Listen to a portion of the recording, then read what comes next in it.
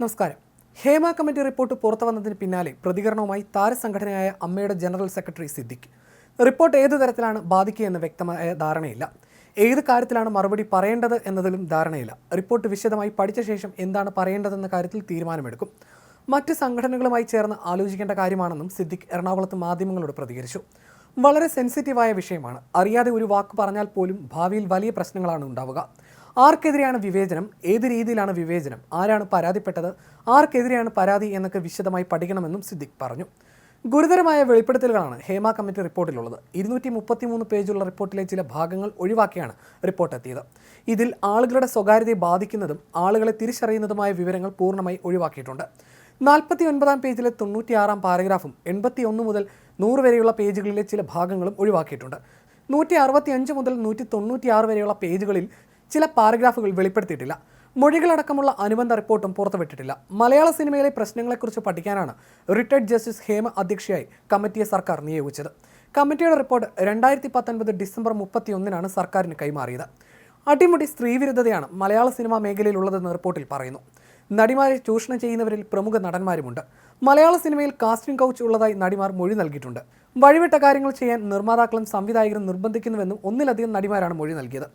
വിട്ടുവീഴ്ചയ്ക്ക് തയ്യാറാകാത്തവർക്ക് അവസരമുണ്ടാകില്ലെന്ന് പറഞ്ഞ് ഭീഷണിപ്പെടുത്തും. സഹകരിക്കാൻ തയ്യാറാകുന്നവർ അറിയപ്പെടുക കോഡ് പേരുകളിലാണ്. വിട്ടുവീഴ്ച ചെയ്യുന്നവരെ കോപ്പറേറ്റിംഗ് ആർട്ടിസ്റ്റുകൾ എന്ന് വിളിക്കും. സിനിമാ മേഖലയിൽ വ്യാപക ലൈംഗിക ചൂഷണമുണ്ട്. അവസരം കിട്ടാൻ വിട്ടുവീഴ്ച ചെയ്യണം. ക്രിമിനലുകളാണ് മലയാള സിനിമ നിയന്ത്രിക്കുന്നതെന്നാണ് നടിമാർ മൊഴി നൽകിയിരിക്കുന്നത്. പുറത്ത് കാണുന്ന ഗ്ലാമർ സിനിമയ്ക്കില്ല. കാണുന്നതൊന്നും വിശ്വസിക്കാനാകില്ല. അതിക്രമം കാട്ടുന്നവരെ സംരക്ഷിക്കാനും ചൂഷണം ചെയ്യാനും പ്രധാന താരങ്ങളടക്കം രംഗത്തുണ്ട്. ഏജന്റുമാരും മേഖലയിൽ ലൈംഗിക ചൂഷണത്തിനടക്കം പ്രവർത്തിക്കുന്നുണ്ടെന്നും റിപ്പോർട്ടിൽ പറയുന്നു. സഹകരിക്കാൻ തയ്യാറാകാത്തവർക്ക് അവസരം നിഷേധിച്ച് ഒഴിവാക്കുന്ന രീതിയാണ് മലയാള സിനിമാ രംഗത്തുള്ളതെന്നും റിപ്പോർട്ടിൽ പറയുന്നു.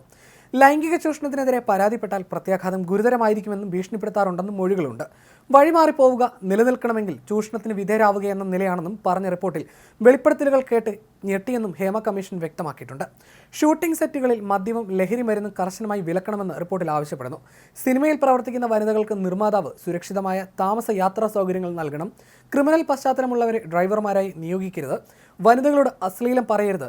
തുല്യ പ്രതിഫലം നൽകണം തുടങ്ങിയ ശുപാർശകളുണ്ട്. വഴിവിട്ട കാര്യങ്ങൾ ചെയ്യാൻ നിർമ്മാതാക്കളും സംവിധായകരും നിർബന്ധിക്കുകയും വിട്ടുവീഴ്ച ചെയ്യാൻ സമ്മർദ്ദം ചെലുത്തുമെന്നും മൊഴികളുണ്ട്. പോലീസിനെ സമീപിക്കാത്തത് ജീവഭയം കൊണ്ടാണ്. റിപ്പോർട്ട് പുറത്തു വരുന്നതിനെതിരെ നടി രഞ്ജിനി ഹൈക്കോടതിയിൽ സിംഗിൾ ബെഞ്ചിൽ സമർപ്പിച്ച ഹർജി തള്ളിയിരുന്നു. റിപ്പോർട്ട് പുറത്തു വരുന്നതിനെതിരെ നടി രഞ്ജിനി ഹൈക്കോടതിയിൽ സമർപ്പിച്ച തടസ്സ ഹർജി ഹൈക്കോടതി നേരത്തെ തള്ളിയിരുന്നു. ചൊവ്വാഴ്ച അവധിയായതിനാൽ കൂടിയാണ് റിപ്പോർട്ട് തിങ്കളാഴ്ച തന്നെ പുറത്തുവിട്ടത്. സിനിമാ രംഗത്തെ സ്ത്രീകളുടെ പ്രശ്നങ്ങളെക്കുറിച്ച് പഠിക്കാനാണ് സർക്കാർ ഹേമ കമ്മീഷനെ നിയോഗിച്ചത്. കമ്മീഷൻ റിപ്പോർട്ട് സമർപ്പിച്ചെങ്കിലും റിപ്പോർട്ടിലെ ഒരു ശുപാർശ പോലും സർക്കാർ ഇതുവരെ നടപ്പിലാക്കിയിട്ടില്ല. ഇതിനിടയിലാണ് റിപ്പോർട്ട് പുറത്തു വരുന്നത്. ഹേമ കമ്മീഷന് വേണ്ടി സർക്കാർ ചെലവഴിച്ചത് 1 കോടിയിലധികം രൂപയാണ്. 2017 മുതൽ 2020 വരെയുള്ള കമ്മീഷന്റെ ചെലവ് 1,06,55,000 രൂപയാണ്. വിവരാവകാശ രേഖയിലാണ് ഇക്കാര്യം പുറത്തു വന്നത്.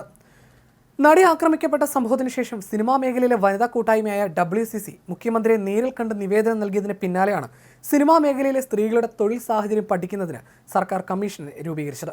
ജസ്റ്റിസ് ഹേമയ്ക്ക് പുറമെ വത്സലകുമാരി, നടി ശാരദ എന്നിവരെ അംഗങ്ങളാക്കി രൂപീകരിച്ച കമ്മീഷൻ 2019-ലാണ് സർക്കാരിന് റിപ്പോർട്ട് കൈമാറിയത്.